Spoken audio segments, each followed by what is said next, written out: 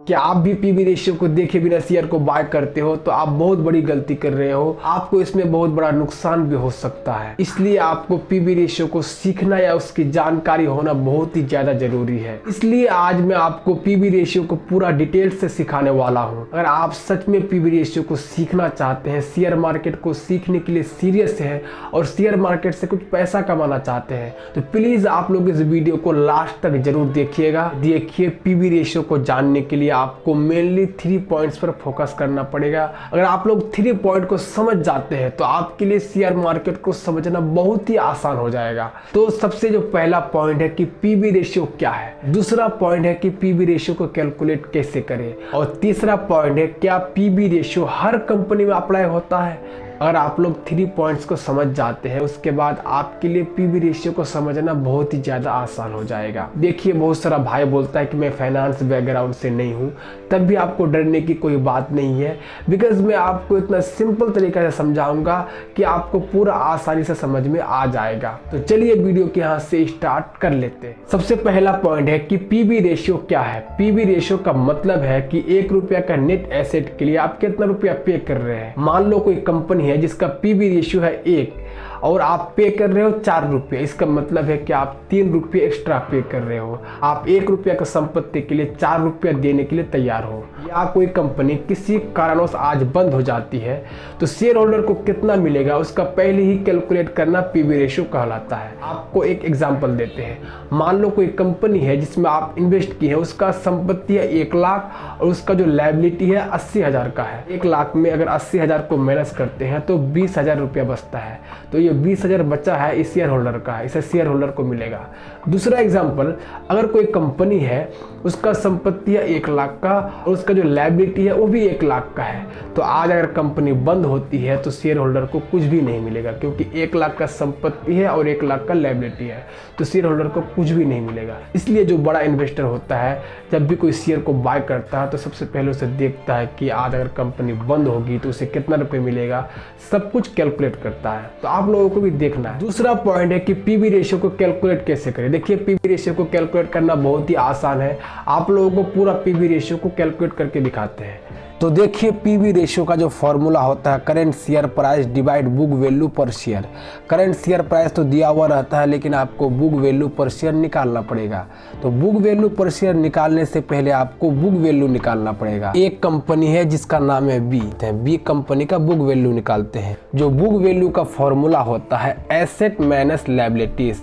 देखिए, एसेट 2 प्रकार का होता है, एक होता है टेंजिबल एसेट, एक होता है इनटेंजिबल एसेट। तो बहुत सारे भाई पूछ सकता है कि टेंजिबल एसेट क्या होता है, इनटेंजिबल एसेट क्या होता है। तो चलिए आप लोगों को समझाते हैं। टेंजिबल एसेट का मतलब होता है जिसे आप देख सकते हैं, छू सकते हैं। Example, building, car, machinery, land, इसे आप देख सकते हैं और छू भी सकते हैं, तो इसी को कहते हैं tangible asset.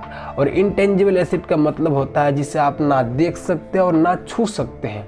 Example, goodwill, patent, copyright, इसे आप नहीं देख सकते। मान लो जो आईफोन कंपनी है, इसका जो गुडविल है बहुत ही ज़्यादा अच्छा है, इसका ब्रांड बहुत ही ज़्यादा अच्छा है, लेकिन आप इसे देख नहीं सकते, ना इसे छू सकते हैं, तो इसी को कहते हैं इनटेंजिबल एसेट। तो आप लोग टेंजिबल और इनटेंजिबल को समझ गए। तो देखिए, पीवी रेशियो को निकालने के लिए आप लोग सिर्फ टेंजिबल एसेट का प्रयोग कर सकते हैं, इनटेंजिबल एसेट का प्रयोग नहीं कर सकते। जो बी कंपनी है, बी कंपनी का जो टेंजिबल एसेट है वो है 10,000 और इसका लायबिलिटी है 5,000, यानी कि इसका बुक वैल्यू निकल गया 5,000।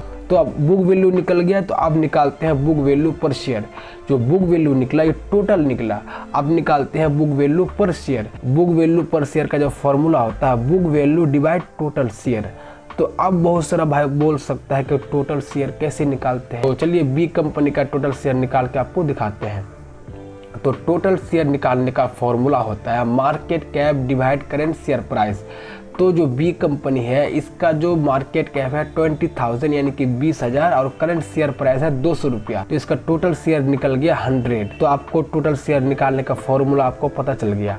तो टोटल शेयर निकल गया। तो आप बुक वैल्यू पर शेयर निकाल सकते हैं, क्योंकि बुक वैल्यू पर शेयर का जो फॉर्मूला होता है, तो बुक वैल्यू पहले ही निकाल चुके हैं और टोटल शेयर निकाले। बुक वैल्यू कितना है 5000 और टोटल शेयर है 100। इसको अगर डिवाइड करते हैं तो 50 निकलता है। तो बुक वैल्यू पर शेयर कितना निकल गया 50। बुक वैल्यू पर शेयर अगर निकल गया तो अब पीवी रेशियो निकालना आसान है। चलिए अब पीवी रेशियो निकालते हैं। तो करंट शेयर प्राइस कितना इसका है, इसका शेयर प्राइस कितना है 200 रुपया और इसका बुक वैल्यू पर शेयर कितना निकाले 50। इसको अगर डिवाइड करते हैं तो आता है 4। तो पीवी रेशियो निकल गया 4। इसका मतलब हुआ कि 1 रुपया का नेट एसेट के लिए आपको 4 रुपया देना होगा। अगर आप बी कंपनी का शेयर को बाय करते हो तो 1 रुपया का नेट एसेट के लिए आपको 4 रुपया देना होगा। इसका यही मतलब हुआ कि आपको 50 का नेट एसेट के लिए आपको 200 रुपया पे करना पड़ेगा, यानी कि 4 गुना ज़्यादा आपको पे करना पड़ेगा। मैं जनरली कहता हूँ कि अगर आप किसी कंपनी का शेयर को बाय करते हो तो उसका अगर पीवी रेशियो 2 से लेकर 4 तक है तो आप उसे बाय करो। 4 से भी ज़्यादा है तो आप उसे प्लीज़ बाय मत करो, क्योंकि बहुत ज़्यादा महंगा हो जाएगा। जो तीसरा पॉइंट है, क्या पीवी रेशियो को हर कंपनी में अप्लाई कर सकते हैं? मेरा आंसर रहेगा जी नहीं, आप पीवी रेशियो को हर कंपनी में अप्लाई नहीं कर सकते। देखिए जितना भी आईटी कंपनी है लाइक इन्फोसिस, टीसीएस, इसमें संपत्ति बहुत कम होता है, तो इसलिए आप इसमें पीवी रेशियो को अप्लाई नहीं कर सकते। क्योंकि जो भी आईटी कंपनी होता है उसमें आप पीवी रेशियो को अप्लाई कभी भी नहीं कर सकते, क्योंकि उसमें संपत्ति बहुत कम होता है। उसमें एक बड़ा सा ऑफिस रहता है और उसमें जो वर्कर है उसमें वर्कर काम करता है, उसमें संपत्ति बहुत कम होता है। और जो भी वहाँ का कर्मचारी है, वर्कर है, उसे आप संपत्ति में ऐड नहीं कर सकते, क्योंकि वो एक्सपेंसेस है। तो इसलिए आईटी कंपनी में आप पीवी रेशियो को अप्लाई नहीं कर सकते हैं। तो आप मोटा मोटा समझ जाओ कि जिस कंपनी के पास टेंजिबल एसेट ज़्यादा होता है वहीं पे पीवी रेशियो को आप अप्लाई कर सकते हैं। लेकिन जो कंपनी के पास टेंजिबल एसेट ना के बराबर हो लेकिन इनटेंजिबल एसेट ज़्यादा हो, वहाँ पे आप पीवी रेशियो को अप्लाई नहीं कर सकते हैं। तो टेंजिबल क्या होता है, इनटेंजिबल क्या होता है, आपको समझा चुके हैं।